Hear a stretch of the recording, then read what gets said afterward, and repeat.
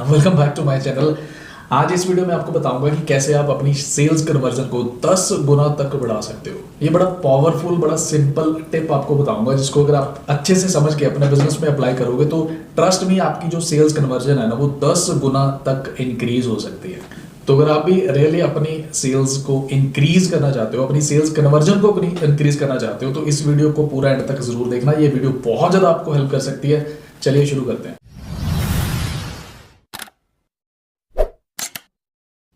चलिए एक एग्जांपल के साथ समझाता हूँ। मान के चलते हैं आप कहीं पे आपने कोई नई बाइक बाय करनी है और आप किसी बाइक के शोरूम में जाते हो, और जब आप वहां पे जाते हो तो आपको जो वहां पे सेल्स एग्जीक्यूटिव है वो आपको अटेंड करता है और आपको पूछता है कि आपको क्या चाहिए। आप कहते हो सिंपली कि आपको एक बाइक चाहिए, और वो कहता है कि आइए सर मैं आपको दिखाता हूँ, बहुत बढ़िया बाइक्स है हमारे पास, चलिए मैं आपको दिखाता हूँ।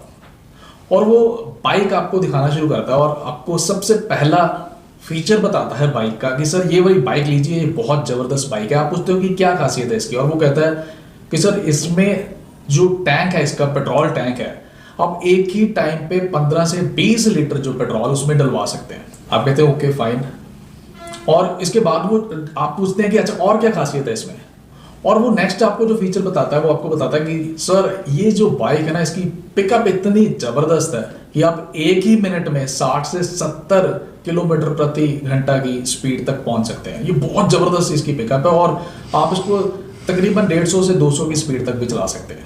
अच्छा, सुनने में ये बड़ा अच्छा फीचर लग रहा है, बट आप चाहते थे बाइक किसी और बेनिफिट्स के साथ, आपकी कुछ रिक्वायरमेंट और थी, और सेल्समैन ने आपसे नहीं पूछा, उसने आपको अपने बेनिफिट जो है बताने शुरू कर दिए, और इसके अलावा बहुत सारे वो एक एक करके आपको बेनिफिट्स गिनाता रहा, और जब पूरे बेनिफिट्स उसने गिना दिए उसके बाद भी आपको लगा कि ये बाइक आपके लिए अच्छी नहीं है और आपने उसको रिजेक्ट कर दिया। अब सेल्समैन को समझ नहीं आ रहा है कि आपने उसको मना क्यों किया, क्योंकि उसके अकॉर्डिंगली बाइक बहुत अच्छी है, बहुत अच्छे फीचर्स हैं इसके, बहुत कुछ मिल रहा है बाइक के अंदर, फिर भी आपने उसको मना कर दिया। क्या रीजन है?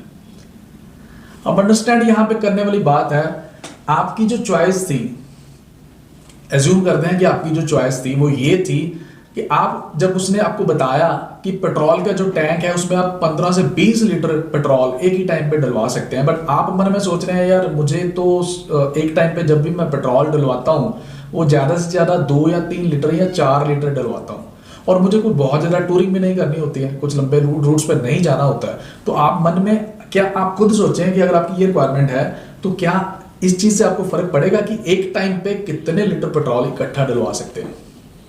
आई एम श्योर कि आपको इससे कोई फर्क नहीं पड़ेगा, अनटिल अनलेस कि आप लॉन्ग टूर्स पे जाते हैं और आपको एक ही टाइम पे पूरा टैंक जो है उसमें आप बहुत ज्यादा पेट्रोल डलवाने की कोशिश करेंगे। अब दूसरी चीज यहां पे एक और है, अब उस सेल्समैन ने आपको ये कहा कि सर इसकी जो पिकअप है बहुत ज्यादा है, एक ही मिनट में आप 60 किलोमीटर प्रति घंटा की स्पीड को टच कर सकते हैं, और चाहे आप 150 से 200 की स्पीड पर चलाना चाहें तो ये चलता है बाइक। लेकिन आपकी रिक्वायरमेंट क्या थी? आपकी रिक्वायरमेंट ये थी, आप ये सोच रहे थे कि यार मेरे को कुछ ऐसा बाइक चाहिए जो शहर में ही चलाना है, मेरे को अपनी सिटी में, और सिटी में जब चलाना है तो इतनी पिकअप भी नहीं चाहिए होती और इतनी ज़्यादा वहाँ पे आपको कुछ फास्ट स्पीड नहीं चाहिए होती। तो आप अंडरस्टैंड करें, क्या वो जो 2 फीचर्स उसने बताए आपको, क्या आपको अपील करेंगे? और आपके मन में क्या चल रहा था कि आपको यार कोई अच्छी माइलेज वाली बाइक चाहिए।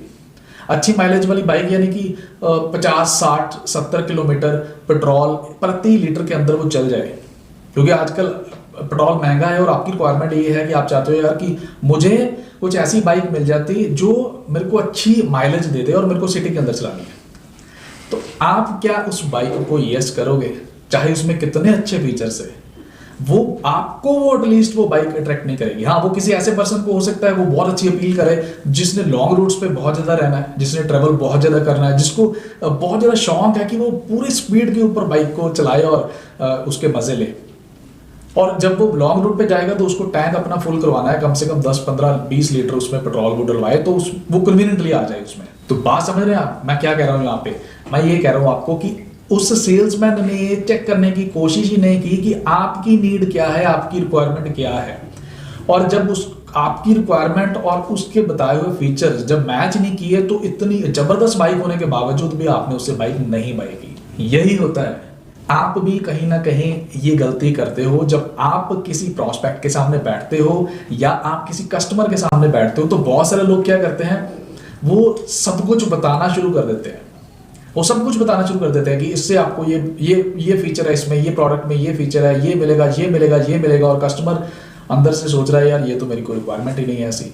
तो करना क्या है यहाँ पे, कैसे आप अपनी सेल्स को इंक्रीज करोगे? आपको चेक करना है कि कौन सा पॉइंट, कौन सा ऐसा फीचर है जो सबसे ज्यादा बेनिफिट देने वाला है, जो सबसे ज्यादा नीड पूरी करने वाला है आपके कस्टमर की।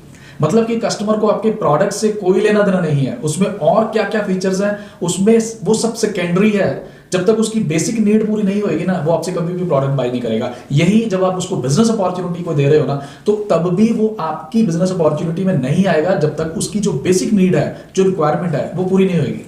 एग्जाम्पल के तौर पर आप किसी ऐसे शख्स को ये कहते हो कि आपकी बिजनेस अपॉर्चुनिटी से वो हर महीने लाखों रुपया कमा सकता है, वो लाख, 2 लाख, 3 लाख रुपया महीने का कमा सकता है, लेकिन वो जो सामने आपके पर्सन बैठा है वो मनी माइंडेड है ही नहीं है, उसको बहुत ज्यादा मनी का कुछ क्रेज ही नहीं है। ऐसे भी लोग होते हैं।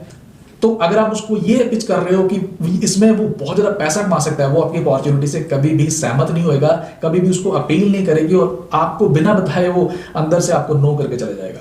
और वहीं पे वो जो पर्सन पैसे के लिए अट्रैक्ट नहीं हो रहा, अगर आप गौर से चेक करते तो हो सकता है कि उसको ट्रैवलिंग का बहुत ज्यादा शौक हो, और जिसको ट्रैवलिंग का बहुत ज्यादा शौक है, आप अपनी अपॉर्चुनिटी को उसकी नीड के अकॉर्डिंगली मैच करते हैं और ये बताते हैं कि अगर आप इस अपॉर्चुनिटी में आते हो तो आप पूरे वर्ल्ड का, पूरे इंडिया का फ्री में ट्रेवल कर सकते हो सकता है वो आपकी अपॉर्चुनिटी को एकदम से यस करता और आपके साथ ज्वाइन कर लेता। तो बात समझने की कोशिश करें। बहुत सारे लोग क्या करते हैं, मैं दोबारा से बता रहा हूं कि जब प्रोस्पेक्ट या कस्टमर के सामने बैठते हैं तो वो जो प्रोडक्ट के या आपकी अपॉर्चुनिटी के फीचर्स होते हैं ना, वो बताना शुरू कर देते हैं। और बहुत सारे लोग तो अपने कस्टमर को या प्रोस्पेक्ट को सुनते ही नहीं है, वो उनकी हैबिट ही नहीं होती है। क्योंकि जब तक आप अपने प्रोस्पेक्ट को सुनोगे नहीं, वो आपको कैसे पता चलेगा कि उसकी नीड क्या है। जो भी अच्छे सेल्स पर्सन होते हैं वो हमेशा इस चीज की हैबिट को डेवलप करते हैं कि ज्यादा से ज्यादा अपने कस्टमर्स को या प्रोस्पेक्ट को वो सुने और उनसे क्वेश्चंस करें। क्योंकि जब तक आप उनसे क्वेश्चंस नहीं करेंगे ना, वो आप कभी भी नहीं समझ पाएंगे कि उसकी बेसिकली नीड क्या है। जैसे कुछ क्वेश्चंस मैं आपको बताता हूं। आप हमेशा ऐसे भी पूछ सकते हैं कि सर आपकी बेसिकली रिक्वायरमेंट क्या है। बड़ा सिंपल सा क्वेश्चन है कि आप बेसिकली, जैसे कि आप अगर आप अपॉर्चुनिटी ढूंढ रहे हैं तो आप इस अपॉर्चुनिटी को क्यों ढूंढ रहे हैं। आपको इस कोई भी अपॉर्चुनिटी अगर आप ढूंढ रहे हैं तो किस टाइप की अपॉर्चुनिटी आपको चाहिए, मतलब कि आपकी बेसिक नीड क्या है, आप क्या देख रहे हैं। जब आप उससे ये पूछेंगे ना तो वो आपको फिर बताएगा कि मेरी रिक्वायरमेंट क्या है, मुझे क्या चाहिए।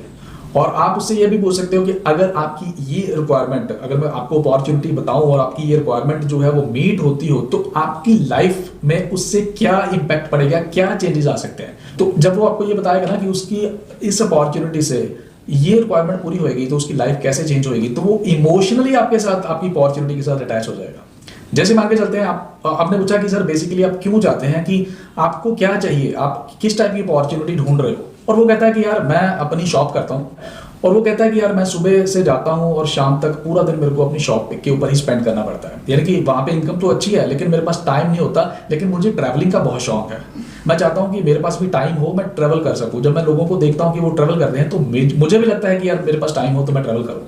तो अगर वहाँ पे आपने उसको बताया कि यस, अगर आप इस अपॉर्चुनिटी में आते हैं तो इस अपॉर्चुनिटी में आपको फ्री में ट्रैवल करने का मौका भी मिलेगा और आपके पास बहुत सारा टाइम भी हो सकता है ताकि आप अपने ट्रैवल वेकेशंस को एंजॉय कर सकें। अब वो आपको यस करेगा।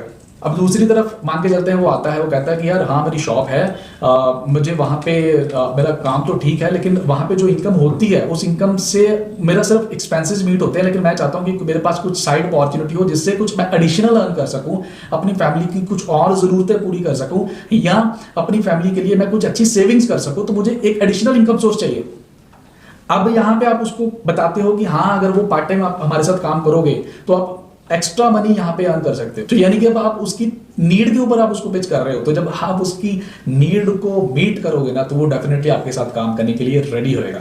आई होप कि आपको समझ आया। ये बहुत सिंपल टिप है लेकिन बहुत ज़्यादा पावरफुल एंड इंपॉर्टेंट टिप है। बहुत सारे लोग यही चीज़ को समझ नहीं पाते, इसलिए वो गलती करते हैं कि जो भी फीचर्स हैं वो बताते जाते हैं और फाइनली उनको नो सुनने को मिलता है। लेकिन अगर आप सही से उसको पिच करते तो वही नो जो है वो यस में कन्वर्ट हो सकती थी। तो आई एम श्योर कि आप इस पिच को अच्छे से समझेंगे और इसको अच्छे से अपने बिजनेस में अप्लाई करेंगे। अगर आप इसको अप्लाई करेंगे तो जस्ट सी कि क्या मिरेक्युलस रिजल्ट्स आपको मिलते हैं। आई कैन अश्योर यू कि आप अपनी सेल्स को जो है वो 10 गुना तक जो है इंक्रीज कर सकते हैं। इस वीडियो को देखने के बाद जब आप अपने बिजनेस में इसको अप्लाई करेंगे तो वापस आके मेरे को कमेंट में जरूर बताना कि आपको इस वीडियो से क्या फायदा हुआ। तो आज की वीडियो में इतना ही। मुझे उम्मीद है कि वीडियो आपको अच्छा लगा। अगर अच्छा लगा तो अपनी सारी की टीम के साथ शेयर इसको जरूर करना और लाइक भी जरूर करना। फिर मिलते हैं किसी नई वीडियो में, तब तक के लिए take care, all the best and have a nice time. Bye.